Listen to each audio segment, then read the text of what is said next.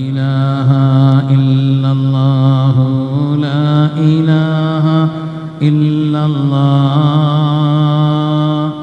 لا إله إلا الله محمد رسول الله.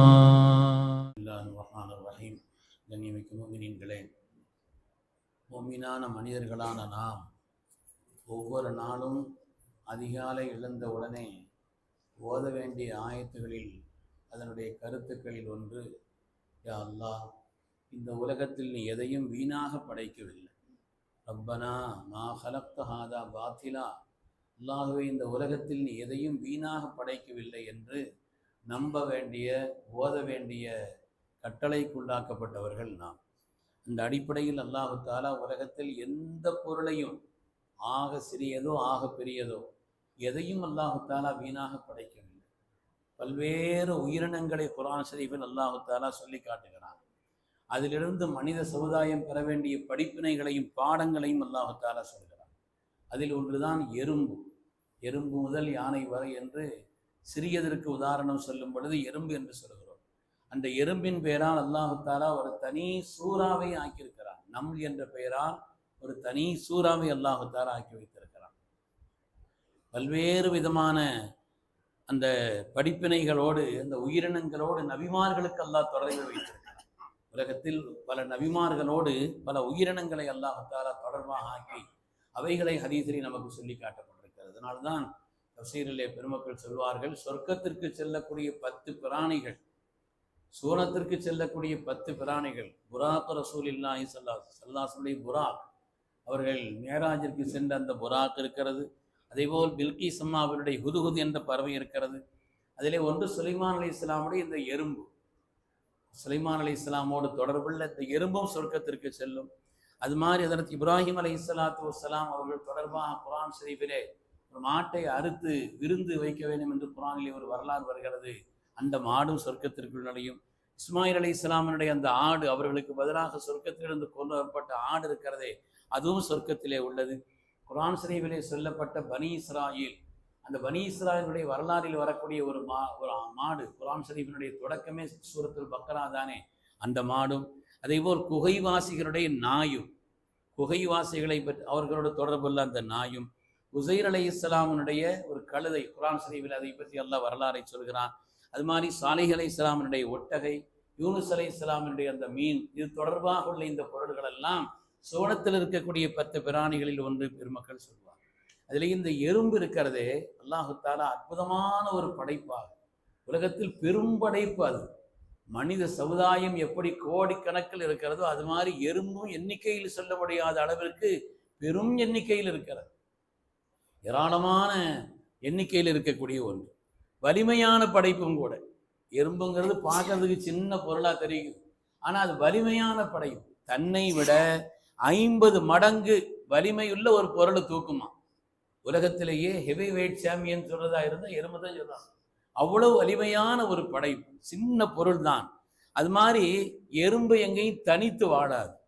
அது ஒரு தனித்து வாழக்கூடிய பிராணி அல்ல. அது இனத்தோடு, தன்னுடைய குடும்பத்தோடு சேர்ந்துதான் வாழக்கூடிய தனித்தன்மை கொண்டதாக அல்லாஹ் ஆக்கி மனித சமுதாயத்திற்கு பல பாடங்களையும் படிப்பினைகளையும் அதன் வழியாக அல்லாஹு தாலா சொல்கிறான். அது மாதிரி சுறுசுறுப்புக்கு பெயர் பெற்றது. என்னைக்காவது ரெஸ்ட் எடுக்கிறது, ஓய்வு எடுக்கிறது, இன்னைக்கு லீவ் எடுக்கிறது அப்படிங்கிற ஒன்றே எறும்பு கிடையாது. சுறுசுறுப்புக்கே உலகத்திற்கு உதாரணமாக அல்லாஹு தாலா எறும்பை ஆக்கி வைத்திருக்கிறான். பாதை மாறாத பயணம். எறும்பு ஊற கல்லும் தேயுங்கிறாங்க இல்லையா. ஒரு பாதையில முன்னால் எறும்பு போச்சுன்னா அதே பாதையில் அணிவகுத்து கொஞ்சம் கூட மாறாமல் அப்படியே பாறை மாறாத ஒரு பயணமாகும். நம்ம கூட இந்த ரூட்டு மாதிரி தெரியுது, அந்த ரூட்டு மாதிரி தெரியுது, நம்ம பாதை மாறிக்கிட்டு இருக்கிறோம் தெரிஞ்சவர்களும் கூட. ஆனால் அந்த எறும்பை பொறுத்தவரையில் உலகத்திற்கு வழிகாட்டுகிறது பாதை மாறாத பயணமாகும். அது மாதிரி அது உணவை சேமிக்கக்கூடிய அந்த தன்மை இருக்கிறதே. ஒரு பொருளை எடுத்து வந்து ஏதாவது ஒரு பொருளை, ஒரு கோதுமை எடுத்துருச்சுன்னா அது 4ஆ வெட்டிடும். 2ஆ வெட்டினா கூட வளரும், 4ஆ வெட்டினா வளராது. அது வளராது, அதை சேமித்து வைக்கக்கூடிய தன்மை கொண்டது. தன்னுடைய காலமெல்லாம் வருடக்கணக்கில் அதை சேமித்து வைப்பதற்காக வேண்டி அதை எடுத்து வருவதும், அதை பாதுகாப்பதும், அதை சேமித்து வைப்பதும் கூட. அல்லாஹ் குர்ஆன் ஷரீஃபிலே சொல்கிறானே, அஅதா குல்ல ஷைஇன் ஹல்கஹு சும்ம ஹதா, உலகத்தில் ஒவ்வொரு படைப்பையும் அல்லாஹு தஆலா படைத்தான் என்பது மாத்திரமல்ல, அவைகள் எப்படி செயல்பட வேண்டும் என்றும் அல்லாஹ் அதற்கு சொல்லி கொடுத்திருக்கிறான்னு சொன்னான். ஒரு ஒரு மாடு குட்டி போடுது, அந்த கண்ணு என்ன செய்யுதுன்னா உடனே தன்னுடைய தலையை உயர்த்தி தாயிடத்திலே அது பாலை உயர்த்தி அருந்த வேண்டும் என்று அதற்கு யார் சொல்லிக் கொடுத்தது?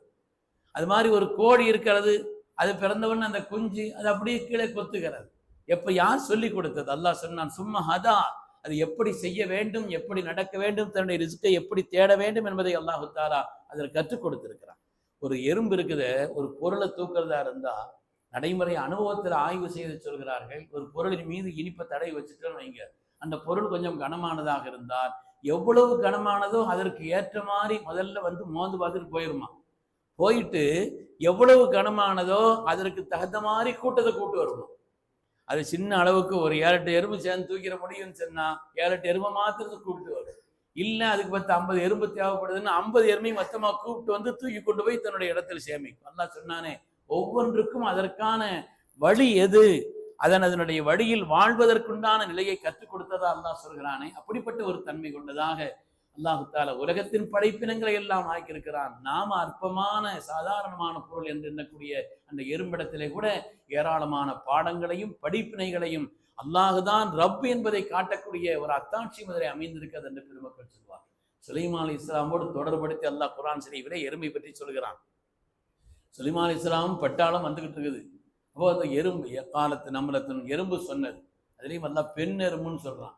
எறும்பு தேனி இதுல எல்லாம் வந்து தலைமைத்தனமானது வந்து பெண்ணு தான் சொல்லுவாங்க, ராணி தேனிங்கிறாங்க இல்லையா. அது மாதிரி இந்த எறும்பு சொன்னது, யா ஐயுஹன் நம்ருதுகுரு மசாக்கினக்கும் லா யஹ்திமன்னக்கும் சுலைமான் வ ஜுனூதுஹு வஹும் லா யஷ்உரூன். எறும்பினங்களே, இதோ சுலைமான் அலைஹிஸ்ஸலாம் அவருடைய பட்டாளங்கள் வருகிறது, அவர்கள் விளங்காமல் நம்மை மிதித்து விடக்கூடாது, அழித்து விடக்கூடாது, எனவே உங்களுடைய பொந்துகளிலே போய் நுழைந்து கொள்ளுங்கள் என்று அந்த எறும்பு சொன்னது. சுலைமான் அலைஹிஸ்ஸலாமுக்கு வந்து பாஷைகள் தெரியும், எல்லா உலகத்தினுடைய எல்லா பாஷையும் அவங்களுக்கு மொழி, அந்த பறவைகள் அது மாதிரி விலங்கினங்கள் ஊர்வன எல்லா பாஷையும் தெரியும், அதற்கென்று பாஷையும் இருக்கிறது. இன்றைய அறிவியல் ஆய்வு சொல்கிறது, உலகத்திலுண்டான உயிரினங்கள் ஒவ்வொன்றுக்கும் தனி மொழியும் பாஷையும் இருக்கிறது என்று இன்றைய அறிவியல் சொல்கிறது. அல்லாஹு தஆலா சுலைமான் அலைஹிஸ்ஸலாமின் வழியாக நமக்கு அந்த பாடத்தையும் சொல்லி தருகிறான். சுலைமான் அலைஹிஸ்ஸலாம் அதை சொன்னதை கேட்டு 3 மைலுக்கு அப்பால் இருந்துச்சான் எறும்பு வந்து சுலைமான் அலைஹிஸ்ஸலாம் வர்ற இடத்துல இருந்து 3 மைலுக்கு அப்பால். அப்ப எறும்பினுடைய அந்த முகரும் ஆற்றலையும் சொல்கிறார், அதையும் ஆச்சரியமாக சொல்கிறார். அதனுடைய முகரக்கூடிய தன்மை இருக்கிறது அவ்வளவு அற்புதமானது. அது சொன்ன உடனே சுலைமான் அலைஹிஸ்ஸலாம் அதை பார்த்துட்டு சிரிச்சாங்களாம். இப்போ தபஸ்ஸம லாஹிகம் மின் கௌலிஹா, குர்ஆன் சொல்கிறது. எறும்பினுடைய அந்த சொல் கேட்டு சுலைமான் அலைஹிஸ்ஸலாம் சிரிச்சாங்க. ஏன் சிரிச்சாங்க, அதுக்கு காரணம் எழுதுறாங்க.